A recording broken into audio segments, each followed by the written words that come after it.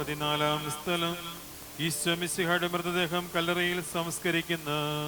ഈശോ മിശിഹായെ ഞങ്ങൾ അങ്ങേ കുമ്പിട്ട് ആരാധിക്കുന്നു. എന്തുകൊണ്ടെന്നാൽ വിശുദ്ധ കുരിശിനാൽ അങ്ങ് ലോകത്തെ വീണ്ടും രക്ഷിച്ചു.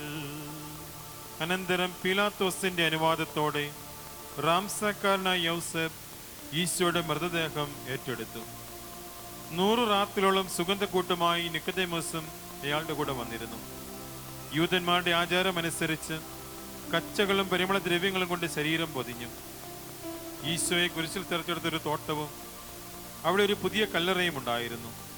ശാബതം ആരംഭിച്ചിരുന്നത് കൊണ്ടും കല്ലറ അടുത്തായിരുന്നത് കൊണ്ടും അവർ ഈശോയെ അവിടെ സംസ്കരിച്ചു. അങ്ങന്റെ ആത്മാവിനെ പാതാളത്തിൽ തള്ളുകയില്ല, അങ്ങേ പരിശുദ്ധൻ അഴിഞ്ഞു പോകുവാൻ അനുവദിക്കുകയുമില്ല.